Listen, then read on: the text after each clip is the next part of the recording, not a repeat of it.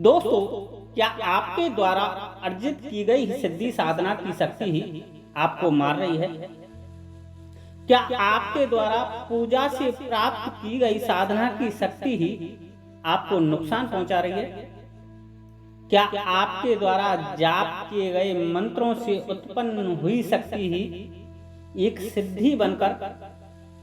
आपको परेशान कर रही है? क्या आपके द्वारा कभी व्रत, उपवास, पाठ, पूजा व किसी सावर मंत्र का जाप जो किसी के कहने पर आपने किया हो और आपने बड़े ही मन से किया हो, आपने बड़े ही भाव से किया हो, लेकिन पूर्ण सिद्धि ना बनकर अधूरी सिद्धि बनकर रह गया हो, वह आपको परेशान कर रहा है? या आपने वैसे ही किसी मंत्र का जाप अधिक संख्या में जप लिया हो,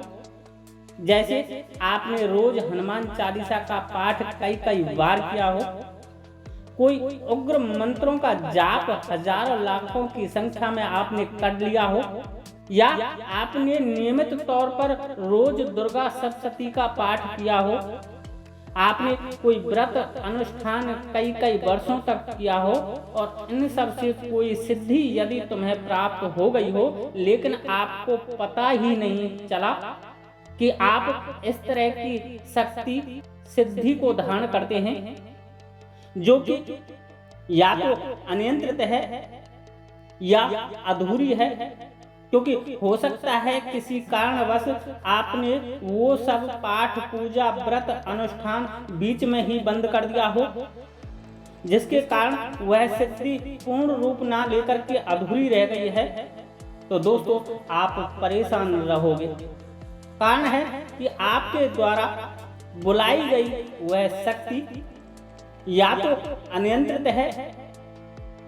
या वह पूर्ण रूप नहीं ले पाई। वह शक्ति आधी अधूरी बनकर रह गई,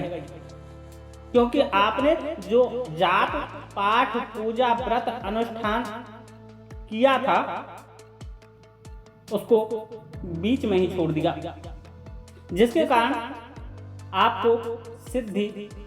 पूर्ण रूपेण प्राप्त नहीं हुई, वह आपके शरीर में अपूर्ण बनकर रह गई।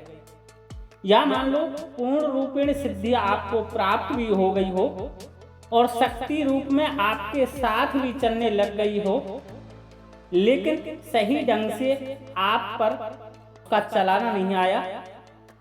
उसका रख रखाव, उसके नियम संयम आप नहीं कर पा रहे हैं, क्योंकि अभी तक आपको पता ही नहीं चला है कि आपके साथ कोई सिद्धि चल चुकी है, कोई सिद्धि आपको प्राप्त हो चुकी है और सवारी रूप में उसको लेकर आप घूम रहे हैं। तो दोस्तों, आप परेशान रहेंगे और इतना परेशान रहेंगे कि इसका इलाज कहीं भी नहीं होगा, ये मेरा दावा है। आप तमाम भक्तों, स्यानों, तांत्रिकों के चक्कर लगाते फिरना, लेकिन आराम आपको नहीं मिलेगा। चाहे कितने भी व्रत, अनुष्ठान, जाप, पूजा पाठ कर लेना, आपको आराम नहीं मिलेगा, बल्कि और नियमित पूजा पाठ करने से, नियमित जाप करने से आपको परेशानियों का सामना करना पड़ेगा। कारण है कि नियमित पूजा पाठ और जाप से आपके साथ चल रही उस सवारी को जागृति मिलेगी, उसको बल मिलेगा, किंतु उसके ऊपर आपका नियंत्रण ना होने के कारण वह आपका नुकसान करेगी। लेकिन बात आती है कि आखिर फिर इसका समाधान क्या है और कौन से वो संकेत हैं जिनसे हम भली भांति ये जान पाएं कि हमारी ही शक्ति सवारी रूप में चलकर हमारा ही पतन कर रही है। दोस्तों, वीडियो बहुत ही ज्ञानपरक होने वाली है, इसलिए एक एक शब्द को ध्यान से सुनना, वीडियो स्किप बिल्कुल मत करना। यदि तुम वीडियो स्किप करोगे तो उन सब गूढ़ बातों से वंचित रह जाओगे जिनको मैं यहाँ बताने जा रहा हूँ। तो आइए दोस्तों, वीडियो जारी रखते हैं। दोस्तों, सबसे पहले हम बात कर लेते हैं उन संकेतों के बारे में जब हमारी ही शक्ति सवारी बनकर हमारा पतन करती है, तो हमारे साथ क्या क्या घटनाएं घटने लग जाती हैं। नंबर 1, दोस्तों, यदि आपके सोच के विपरीत चीजें आपके साथ घटित होने लग जाएं, तो यह पक्का आपकी ही अपूर्ण सवारी, आपकी ही अनियंत्रित सवारी आपके साथ यह सब कर रही है, ये मेरा दावा है। जैसे मान लो आपने सोचा कि अब रात को मुझे डरावने सपने नहीं आते, मुझे अब गंदे सपने नहीं आते, और उसी रात यदि आपको ऐसे सपने आ जाएं,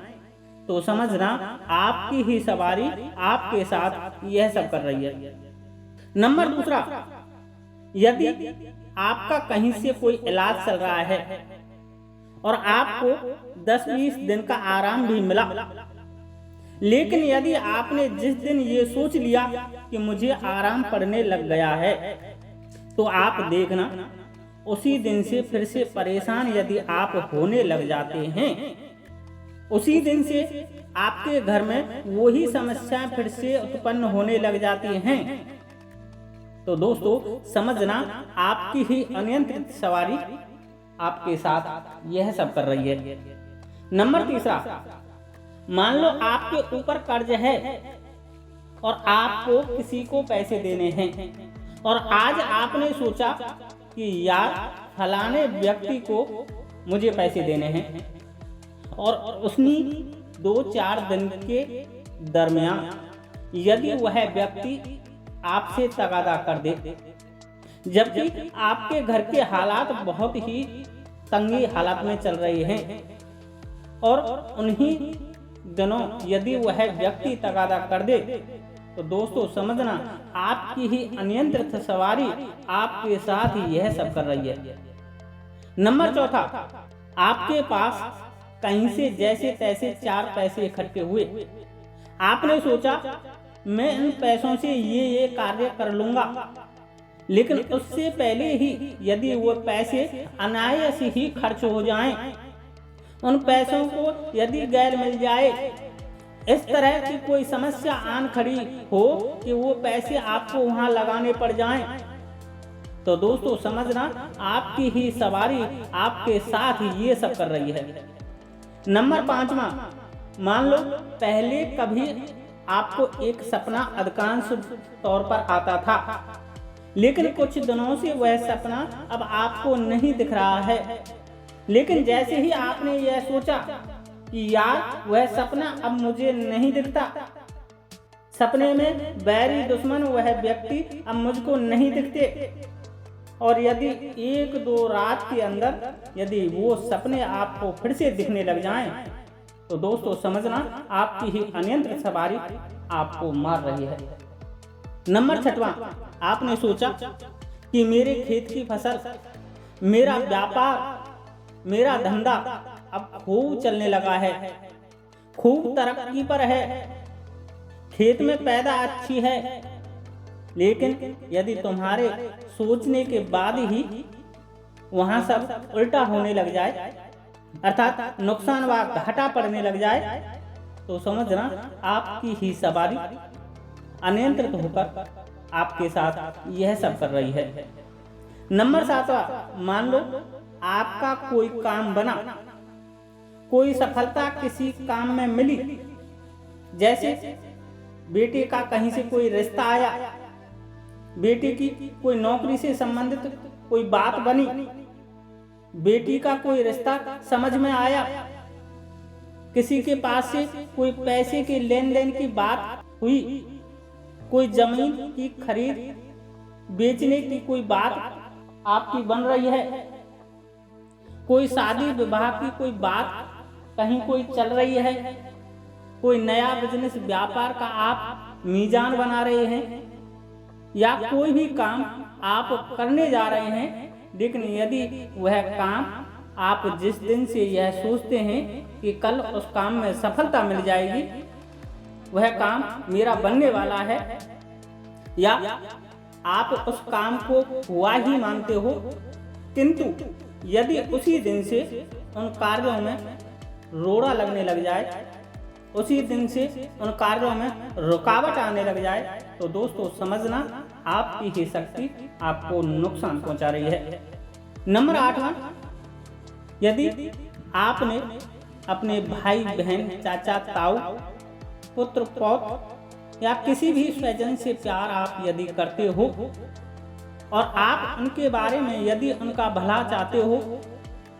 उनकी खुशहाली व तरक्की चाहते हो, लेकिन यदि वह व्यक्ति बार बार परेशानी में आ जाता हो तो समझना आपकी ही शक्ति अनियंत्रित सवारी होकर के आपके साथ व उनके साथ यह सब कर रही है। और वह सवारी उस व्यक्ति को सपनों के माध्यम से आपको दिखाई गई भी। और देखना, जब आपको उस व्यक्ति के सपने आएंगे उससे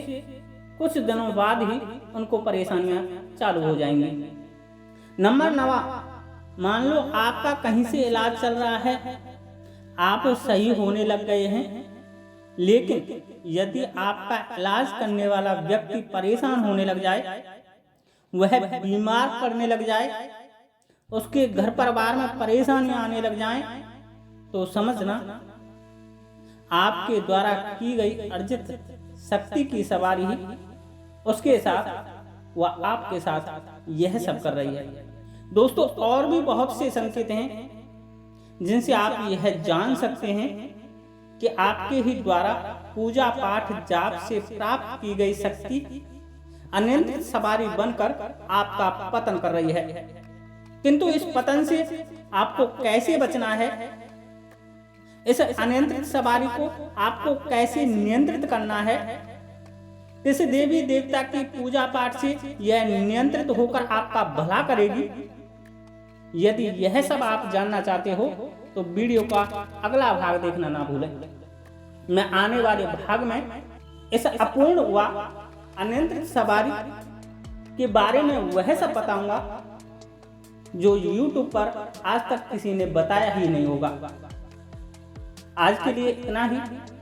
वीडियो अच्छी लगी हो तो लाइक करें, शेयर करें, कमेंट्स करें व ऐसी ही रोचक जानकारी जानने के लिए चैनल को ऑल नोटिफिकेशन कर सब्सक्राइब जरूर कर लें। जय श्री राधे, जय श्री कृष्णा, जय माता की, जय गद्दी की सेवादार की।